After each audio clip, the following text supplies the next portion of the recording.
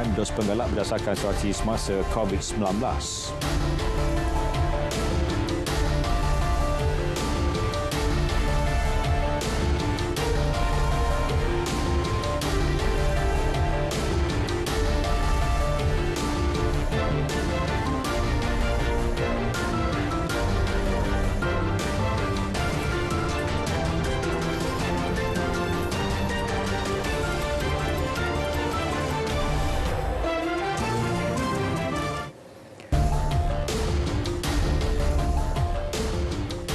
Assalamualaikum, salam sejahtera. Berita tengah malam bersama saya, Muhammad Syah Musa. Pemberian dos penggalak COVID-19 dilaksanakan berdasarkan perkembangan semasa pemantauan keberkesanan vaksin serta cabaran dihadapi dengan kemunculan varian-varian baharu virus tersebut. Kementerian Kesihatan KKM berkata program imunisasi COVID-19 kebangsaan bagi dos pertama dan kedua masih giat dilaksanakan pada 20 September 2021 dengan kadar vaksinasi lengkap bagi penduduk dewasa ketika itu adalah 79.6%, masih belum mencapai sasaran 90%.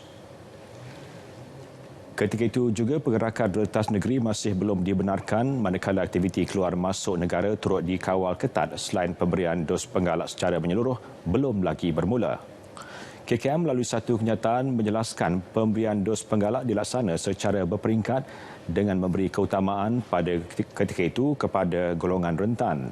Hanya setelah majoriti golongan tersebut telah menerima dos penggalak, barulah vaksinasi berkenaan dibuka kepada populasi awam yang layak. Kenyataan yang dikeluarkan itu mengulas satu video sidang media Menteri Kesihatan Kari Jamaluddin selepas beliau meninjau perkhidmatan saringan COVID-19 di KLAA pada 20 September 2021 berhubung dos ketiga vaksin COVID-19 yang tular di media sosial. Kari dalam sidang media tersebut berkata dos penggalak ketika itu perlu diberi kepada mereka yang berusia 60 tahun ke atas, mempunyai komorbiditi atau immunocompromised manakala tidak digalakkan kepada individu yang sihat. KKM turut memaklumkan banyak negara yang menawarkan dos penggalak kepada populasi dewasa mereka seperti United Kingdom, Amerika Syarikat, Thailand, Indonesia dan Singapura.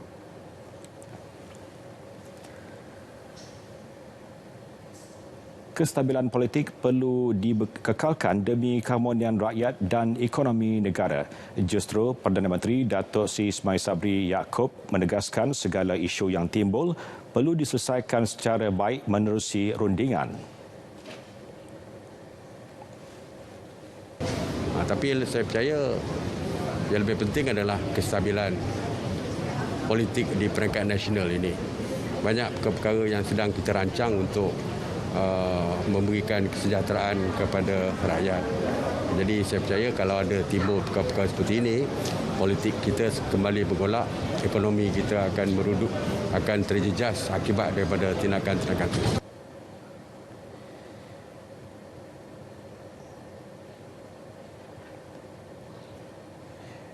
Isu lompat parti dalam kalangan wakil rakyat dan ahli-ahli parti ketika ini perlu diselesaikan menerusi perbincangan antara pihak kerajaan dan pembangkang. Perbincangan kedua-dua pihak itu bagi menggariskan perincian sebelum dibawa ke Parlimen untuk dimuktamadkan. Ketua UMNO bahagian Ketereh Tan Sri Anwar Musa berpandangan kata putus tidak boleh diambil secara majoriti mudah kerana melibatkan pindaan perlembagaan. Tafsiran lompat misalnya, sebagai contoh, kalau sesebuah parti itu dia keluar daripada satu coalition, pergi membentuk satu parti yang lain, adakah itu dikira lompat? Ataupun seperti mana yang kita tahu, seseorang itu dia dipecat, ditendang daripada parti dia terpaksa menjadi anggota parti lain, adakah itu dikira lompat? Perbincangan secara dalaman akan dijalankan di peringkat parti dan gabungan kerajaan. Sementara itu, Tan Sri Anwar Musa turut memaklumkan calon yang bertanding dalam pilihan raya umum Dewan Undangan Negeri PRU Dun Johor diberi ruang menggunakan saluran yang disediakan RTM sebagai medium untuk memperkenalkan diri. Inisiatif disediakan kepada semua calon termasuk pembangkang dan bebas. Pendekatan berkenaan mewujudkan suasana demokrasi matang. Menerusinya, calon berpeluang menyampaikan mesej untuk lebih dikenali masyarakat dan membolehkan pengundi membuat keputusan untuk memilih wakil rakyat masing-masing. Dan kita juga faham dengan SOP baru itu ada sedikit limitation pergerakan calon secara individu. Maka di situ di mana ada ruang yang boleh RTM memainkan peranan, memberi ruangan-ruangan yang sesuai untuk mereka. Orang kata dengan secara adil dan saksama. Beliau ditemui selepas mengadakan lawatan kerja ke RTM Johor. Jabatan Penyiaran menyambut baik hasrat kerajaan yang mahu RTM menjadi salah satu medium kempen untuk calon-calon bertanding dalam PRU DUN Johor. Ketua Pengarah Penyiaran Datuk Cik Roslan Cik Daud berkata RTM juga telah bersedia memberi liputan mengikut dasar-dasar ditetapkan Kementerian Komunikasi dan Multimedia.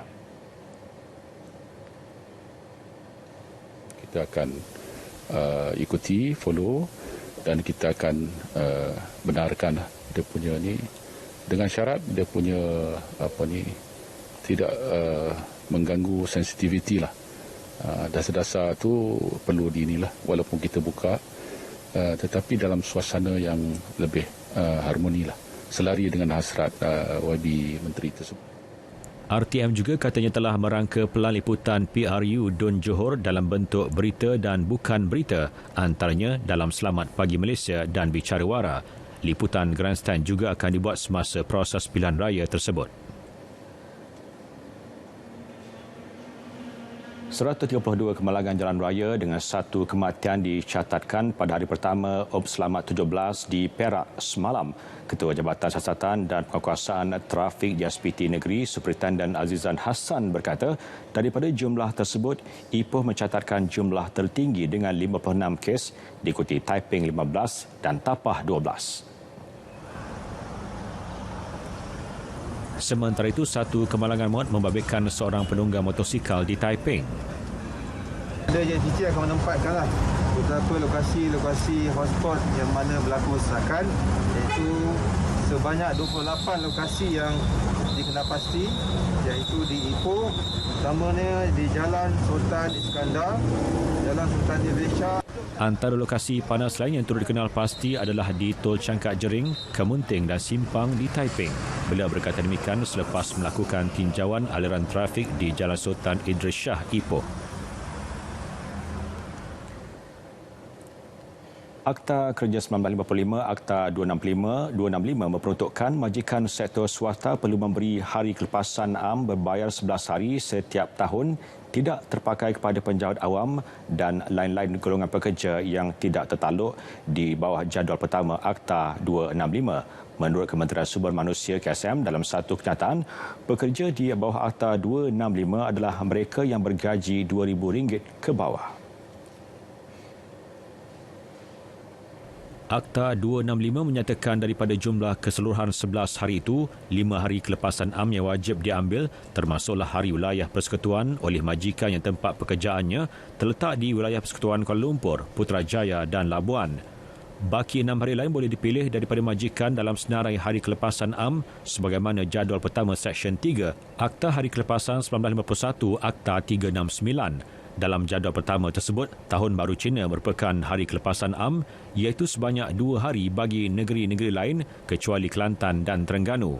Bagi pekerja di sektor swasta di wilayah Persekutuan Kuala Lumpur, Putrajaya dan Labuan, jika majikan memilih dan menyenaraikan Tahun Baru Cina sebagai salah satu hari kelepasan am syarikat, maka majikan adalah wajib memberikan cuti pada 3 Februari ini. Manakala majikan yang tidak menyenaraikan perayaan berkenaan sebagai hari kelepasan am yang diambil, majikan hanya perlu memberikan hari kelepasan am berbayar bagi hari wilayah.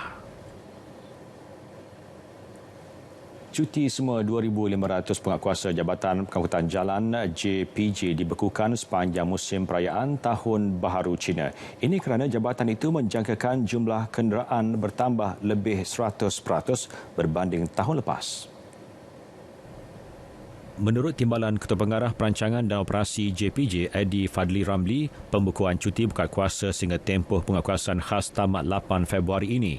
Beliau yang ditemui pada pelancaran UP Tahun Baru Cina peringkat Negeri Sembilan di Dataran Melang, Kuala Pilah berkata, penugasan diperlukan memandangkan pertambahan mendadak kenderaan di jalan raya berbanding tahun lalu yang mencatatkan jumlah minimum akibat perintah kawalan pergerakan. Itu sebab kita dah arahkan semua anggota penguatkuasaan kita untuk tidak mengambil cuti. Kita dah bekukan cuti untuk mereka dan penugasan ini melibatkan ke seluruh negara.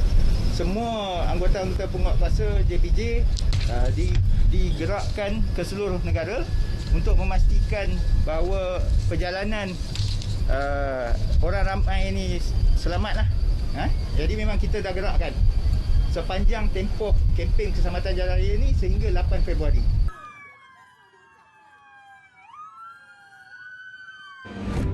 Apa yang anda cari bila suatu perkabaran diragui?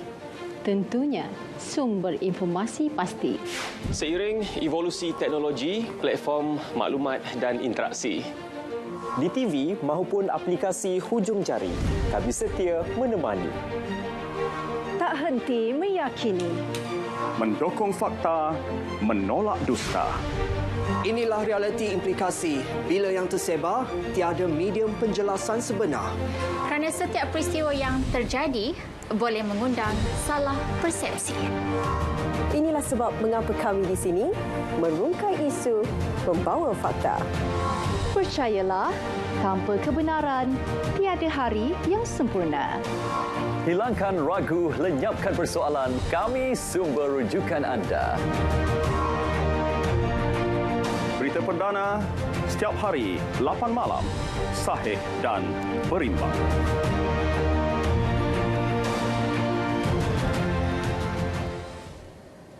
Bertemu kembali. Perdana Menteri Datuk Seri Ismail Sabri Yaakob mengingatkan pihak syarikat dan industri untuk tidak menaikkan harga barang atas alasan kenaikan bil elektrik selepas ketiadaan rebate selain turut dikenakan surcharge.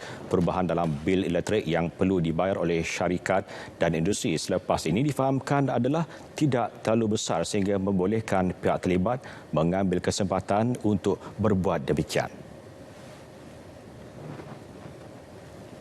Minta supaya pihak KPDN HEP dan sebagainya membuat engagement dengan syarikat-syarikat besar terutamanya industri ini supaya tidak berlaku kenaikan, tidak berlaku mengambil kesempatan untuk menaikkan harga dan sebagainya. Sebab saya difahamkan perubahannya tidak besar. Dari segi kenaikan bil elektrik mereka pun tidaklah besar yang membolehkan mereka untuk mengambil peluang, mengambil kesempatan untuk menaikkan harga barang. Perdana Menteri berkata demikian apabila ditanya mengenai kemungkinan berlaku kenaikan harga barang selepas pengguna komersial dan industri akan dikenakan surcharge 3.70 sen per kilowatt jam dan tiada lagi rebate 2 sen per kilowatt seperti yang diberikan sebelum ini. Berhubung ketiadaan rebate selepas ini, Datuk Seri Ismail Sabri berkata kerajaan telah berbelanja besar dalam memberikan subsidi kepada pemain industri dan syarikat iaitu lebih RM1 bilion kepada pihak terlibat sebelum ini. Pada perkembangan berkaitan, beliau juga berkata isu berkaitan kenaikan harga barang akan dibincangkan secara terperinci pada mesyuarat jawatankuasa Kabinet mengenai kos sara hidup yang akan bersidang Isnin ini. Saya telah pun memanggil jawatankuasa Kabinet mengenai kos sara hidup dan kita akan mendengarlah pembentangan daripada Kementerian Perdagangan Dalam Negeri dan Dalam Pengguna, KPDNAP, KPDN HEP dan juga Kementerian Pertanian. Begitu juga kementerian-kementerian lain yang menyumbang kepada kenaikan harga barang ni. Seperti Kementerian Pengangkutan, kos pengangkutan juga boleh dikatakan menjadi salah satu punca juga. Untuk julung kalinya, Gabungan Persatuan-Persatuan Pengguna Malaysia FOMCA dan Persatuan Pengguna Pulau Pinang CAP turut dijemput dalam mesyuarat ini untuk mengemukakan pandangan mereka bagi mengurangkan kenaikan harga barang. Serentak dengan peringatan Perdana Menteri kepada syarikat komersial serta pemain industri, Gabungan Persatuan-Persatuan Pengguna Malaysia FOMCA turut mengharapkan pelarasan tarif elektrik bagi pengguna bukan domestik tidak membebankan pengguna. Justru Ketua Pegawai Eksekutif FOMCA, Dr. Sarabanan Tambi Rajah mengharapkan peniaga tidak akan mengambil kesempatan untuk menaikkan harga barang. Apa yang akan berlaku, kemungkinan besar kita akan tengok harga barang dan perkhidmatan akan naik.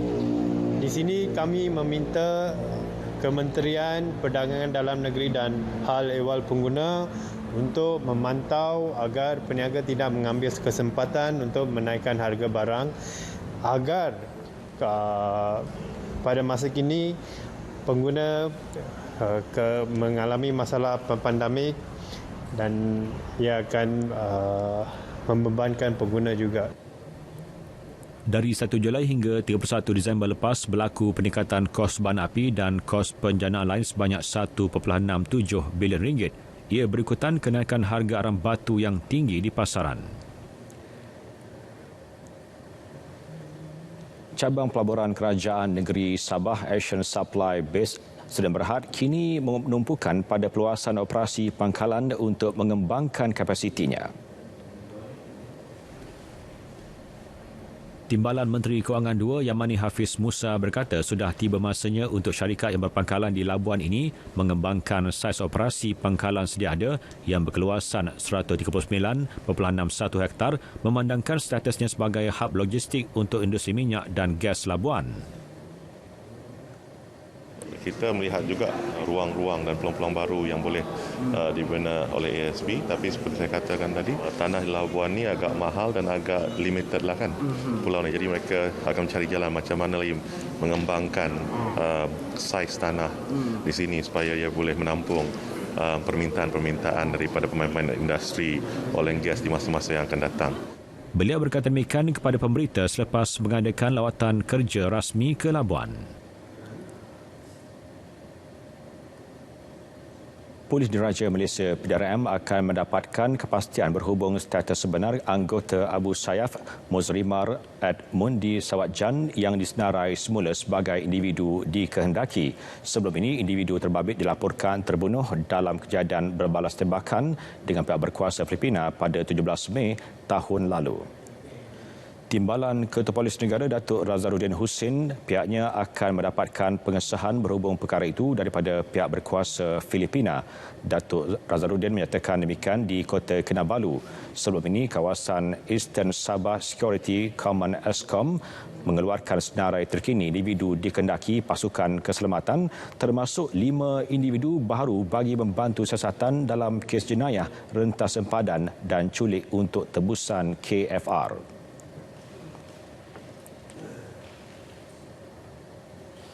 Banjir di Sarawak, 17 penduduk terjejas dari 5 keluarga di kawasan perumahan Padang Kerbau Marudi dipindahkan ke Pusat Pembinaan Sementara PPS Dewan Suara Marudi 4 petang tadi. Menurut kenyataan Pegawai Kebajikan Masyarakat Daerah Marudi, Norshu Sheila Abdullah, penduduk yang dipindahkan termasuk 3 bayi lelaki dan 2 warga emas. Majlis Daerah Marudi juga telah menghantar 794 pek bekalan makanan kepada penduduk terjejas akibat jalan dinaiki air dan terputus hubungan. Kawasan terlibat Ridan Ferry, Kampung Narum, Kampung Dagang, Kampung Padang Kerbau, Rumah Ubi Sungai Ridan, Rumah Kiam Lugan Entasan A dan Rumah Michael Lugan Entasan B. Berbeza pula di Pasir Putih, Kelantan, 150 pesawah yang mengusahakan padi 2 musim mendapat kerugian lebih RM800,000 ekoran cuaca panas dan ketiadaan sumber air sejak sebulan lalu. Tumbesaran padi berusia 70 hari di Bendang, Gaal, Gong Datuk dan Wakaf Bunut di Pasir Putih itu terbantut kerana kerja membaja gagal dilakukan mengikut jadual penanaman. Menurut Ketua Blok Penanaman Padi kawasan tersebut, Abdul Rahman, padi yang diusahakan pesawah sedang membunting dan akan mengeluarkan buah tanpa isi sekiranya masalah bekalan air tidak diselesaikan segera.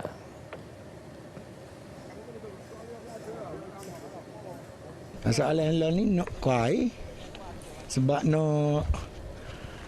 nak sempadi sudah nak tubik dah. Jadi kalau tak ada air tak ada dah kita nya. Gitu. Jadi masalah lalu ni nak ngacung pun tak boleh, nak baju pun tak boleh. Air tak ada. Pasal masalah ni padi tu dia tengah buting. apabila boting dia keluar, dia dengan kerak dengan air embung pun dia akan keluar tu berbuah dia tu, tapi kehasilan dia kalau kita tak ada air dengan air yang ada dalam benda ni, bermakna tanah padi kita tu hasil dia tu tak ada lah. Mungkin 30% daripada satu takar tu ia ada isi. Sementara itu, di Gua Musang, masalah bekalan air yang membelenggu lebih 3,000 penduduk bakal berakhir apabila Air Kelantan Sedia Berhad KSB akan membina loji baru dengan kapasiti 10 juta liter sehari. Projek loji rawatan air LRA Bukit Chupak akan ditender pada Februari 2022 dan dijangka siap pada awal 2024. AKSB menerusi satu kenyataan berkata sebagai penyelesaian jangka pendek, pihaknya akan memasang peralatan untuk mengawal kadar alir air ke projek perumahan rakyat PPR dan bandar utama. Selain itu, AKSB akan melaksanakan projek penggantian paip dan menasihatkan pengguna agar memaklumkan kepada syarikat jika berlaku sebarang masalah bekalan air terawat. Tinjauan RTM mendapati masalah air bukan sahaja berlaku di 2 buah bandar, malah membabitkan lebih 5 buah kampung. Terutama sekali masalah berkaitan dengan ketiadaan air. Banyak aktiviti berkaitan dengan ibadat solat pada waktu Zuhur, Maghrib dan juga Isyak terkendala, yang mana pelajar-pelajar kami tidak boleh melaksanakan ibadat solat kerana ketiadaan air untuk berwuduk. Dan masalah lain yang timbul seperti mandi, manda, membersih pakaian dan lain-lain masalah yang berlaku hasil daripada ketiadaan air.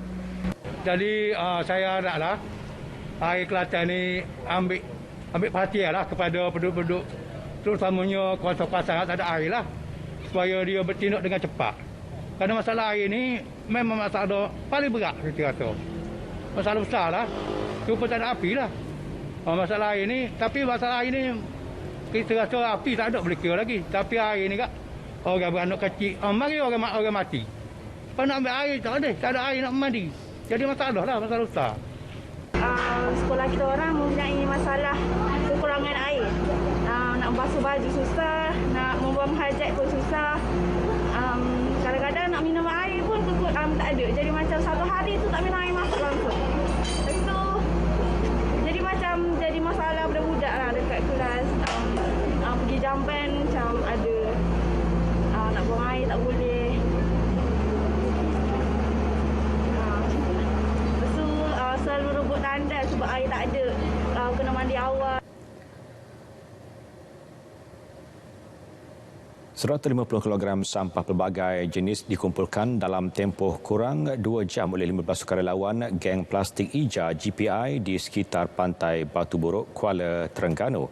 Ketua Bahagian GPI Kuala Terengganu, Dr. Muhammad Arif Hafizi Fauzi berkata, inisiatif membantu kerja pembersihan pantai itu bertujuan meningkatkan kesedaran awam dalam menangani masalah pencemaran alam sekitar.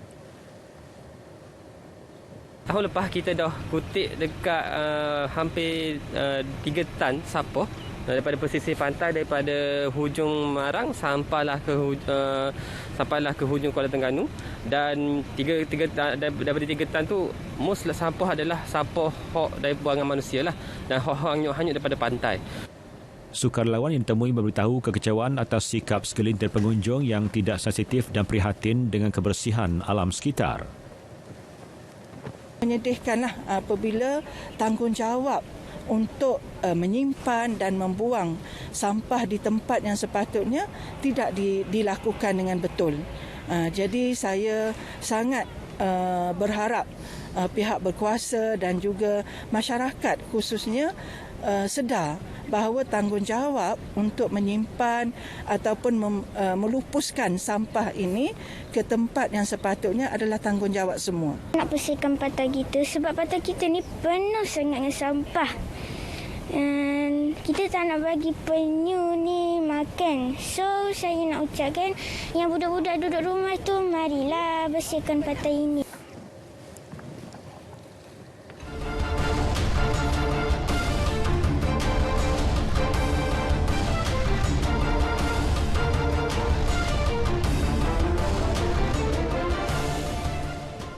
Beralih ke berita sukan, kejohanan rugby 10 pasukan Piala Ketua Polis Negara KPN Kuala Lumpur berjaya mempertahankan kejuaraan selepas menewaskan Selangor 21-5 dalam perlawanan akhir di Stadium Rugby Perak petang tadi. Sepanjang perlawanan, kedua-dua pasukan yang membariskan ramai bekas pemain kebangsaan mempamerkan aksi sengit di tengah padang. Selangor terlebih dahulu melakukan kejutan menerusi try Muhammad Hafiz untuk pasukan itu mendahului 5-0 sebelum rehat. Masuk babak kedua, Kuala Lumpur bangkit dan memadam kelebihan lawan melalui try Muhammad Fazrin Muhammad Nor dan conversion Muhammad Fauzi Ahmad Fuad. Kubu Selangor terus roboh apabila Kuala Lumpur terus mengasak dan berjaya mengukuhkan kedudukan melalui try Muhammad Hazri dan Muhammad Azizuddin Azri. Kuala Lumpur terus mendominasi rentak permainan sehingga tamat perlawanan menerusi 2 conversion Muhammad Fauzi. Sementara itu, Bukit Aman menduduki tempat ketiga, manakala Pulau Pinang keempat dalam kategori terbuka itu. Pahang muncul juara, Perlis dan Johor naib juara. Kelantan pula muncul juara kategori Shield, sementara Brigade Utara muncul juara Bowl dan Sabah naib Johan.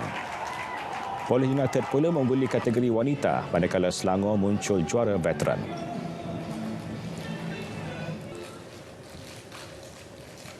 Juara All England 2021 Lee Zijia yang berdepan krisis dengan Persatuan Badminton Malaysia BM baru-baru ini dipilih sebagai pemain perseorangan pertama negara pada kejohanan badminton pasukan Asia BTC 2022 bulan depan. Dalam satu kenyataan, BM terus mengumumkan 5 lagi pemain iaitu Eng Ziyong, Aidil Soleh Ali Sadikin, Leong Jun Hao, Lim Chong King dan Jackie Kok Jing Hong akan melengkapkan barisan perseorangan negara untuk kejohanan dui tahunan itu. Sementara itu, pemenang pingat gangsa Olimpik Tokyo 2020, Aaron Chia Soh Woo Yik akan mengetuai rakas negara Goh Zifei, Nur Izzuddin Rumsani dan Man Wei Chong T. Y. Kun dalam kategori beregu lelaki. Pasukan wanita pula terdiri daripada Yun Chi Zuan, S. Kisona, Tan Zing Yi, Siti Nur Syuhaini Azman, Misha Muhammad Khairul, manakala acara beregu diwakili Perli Tan, M. Tina, Tioh Mei Sing, Anna Chong, Valerie Xiao, Lo Yin Yuan dan Go Pei Ki. BATC 2022 dijadual berlangsung di Pusat Konvensyen Setia City Shah Alam Selangor dari 15 hingga 20 Februari depan. Pada kejohanan itu, Malaysia dan 9 lagi pasukan lain, Indonesia, Jepun, Korea Selatan, India, Thailand, Taiwan, Hong Kong, Kazakhstan dan Singapura akan bersaing untuk mengesahkan slot automatik kepusingan final Piala Thomas dan Uber 2022 yang akan diadakan di Bangkok, Thailand pada Mei nanti.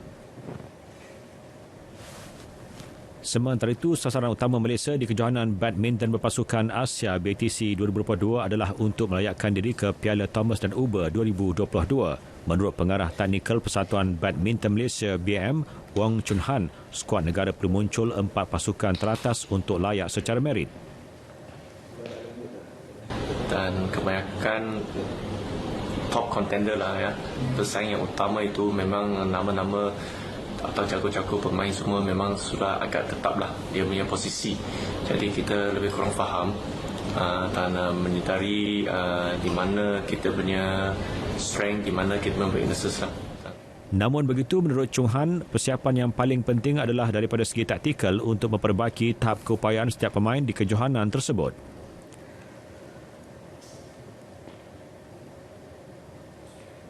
Berita tengah malam berakhir di sini. Dapatkan dos penggal anda dan layari portal Berita RTM di berita.rtm.gov.my untuk perkembangan berita terkini dan sahih. Saya Muhammad Shah Musa. Assalamualaikum dan selamat malam.